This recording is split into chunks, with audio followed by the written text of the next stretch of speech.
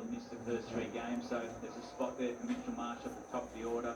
And does that bring Marnus into the middle? Does he come in and play that role?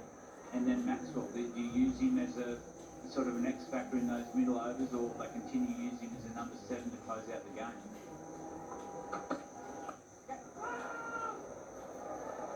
Oops! That's the side, locks and back as well. Get up quickly.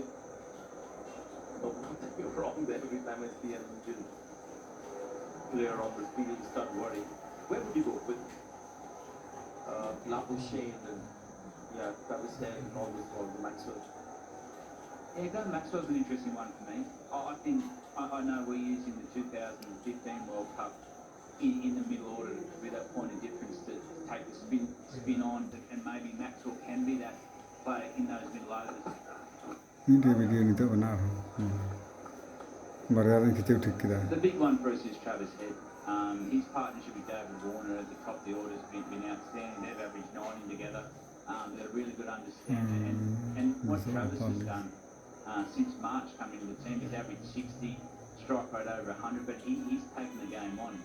And what that's done is relieved a lot of pressure from the middle order and number 3 just to work their way into the innings. So it'll be interesting when the final selection comes down, whether you carry Travis Head or you leave him out of the squad.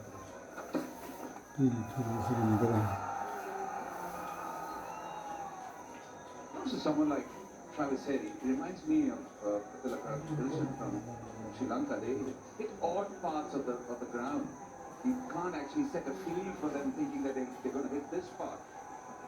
And it actually adds to the conundrum for the bowler, because you don't know where to bowl to such batters.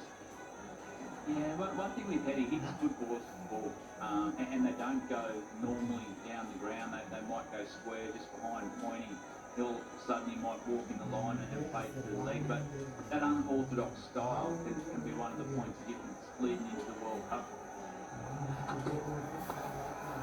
Goes fine. It was a very good over once again. His last Again, Again, his 10th over. Last ball has gone for 4. So his spell comes to an 1 for 44. Indian need 24 now. Vistes. Vistes, yes. He is in form, the back in the middle. I think that's one of the reasons why after his success in T20 cricket, he got an immediate gig in one-day cricket. It's just that those failures, or the way he batted in T20 cricket, could be translated. But everybody sees the potential. Everybody knows that he's a mature cricketer. And as Sanjay mentioned before, sometimes it's about owning or having that belief that you belong to this format. And maybe this innings and the way he's controlled his natural aggression and some of the shots that he plays is going to help him going forward, because he knows what he can do. It's about getting in. It's not about playing in the same format in a different format.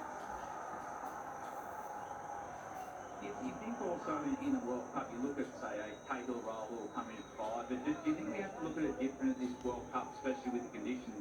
Say, yes, you've got your top 3, but from 4 down to 7, you've got to be a lot more flexible, especially with the feeling. And if you've got someone that can come in the middle order and take those spinners on and let those spiller out, maybe then you point a difference to win a World Cup. That's why Rohit Sharma in a press conference where all the questions were asked, he talked about flexibility. But Suryakumar Yadav is not in the team. For that reason, you'll get a couple of runs. So his story is about being arguably the best T20 batter in the world. The kind of impact that he made. So it was very tempting to think of him in this format, World Cup here. Let's see how he goes there.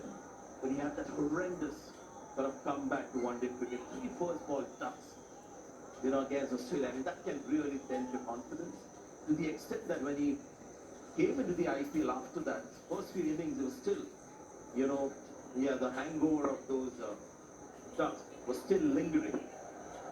Today has been an important innings.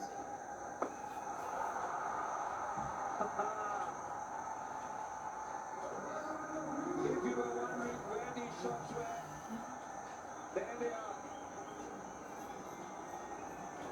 And that's one of the reasons why everybody believes in them. They're enjoying it.